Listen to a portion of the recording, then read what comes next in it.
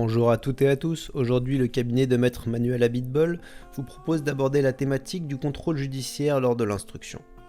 La première question qui se pose, c'est de savoir ce qu'est le contrôle judiciaire. Le contrôle judiciaire, c'est une mesure privative de liberté qui est prise contre un mis en examen lors de l'instruction et qui soumet ce dernier à un certain nombre d'obligations pendant toute la durée de l'instruction à minima.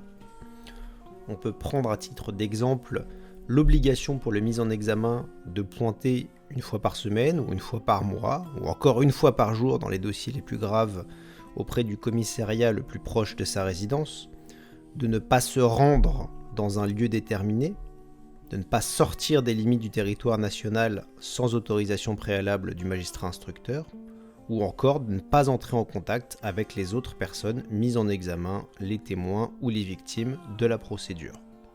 On peut également songer à une dernière obligation qui est celle de payer une caution visant à garantir le maintien du mis en examen à disposition de la justice. La deuxième question qui se pose est de savoir qui peut placer le mis en examen sous contrôle judiciaire. Eh bien, nous avons trois cas. Le premier, simple, c'est le magistrat instructeur.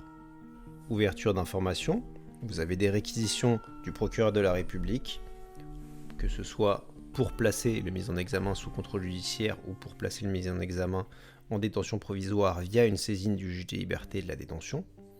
Le juge d'instruction, peu importe les réquisitions du procureur, pourra décider de placer la personne sous contrôle judiciaire. Le second cas, c'est un placement sous contrôle judiciaire ordonné par le juge des libertés et de la détention, malgré sa saisine pour placer le mis en examen en détention provisoire. Enfin, il existe un dernier cas, c'est celui d'un placement sous contrôle judiciaire par la chambre de l'instruction. Prenons un cas très simple, une personne est placée en détention provisoire, elle fait appel de ce placement en détention provisoire et la chambre de l'instruction, bien que ce soit rare, infirme l'ordonnance de placement en détention provisoire et place le mis en examen sous contrôle judiciaire. Nous espérons que cette vidéo vous a plu et nous vous disons à très bientôt pour une nouvelle thématique de droit.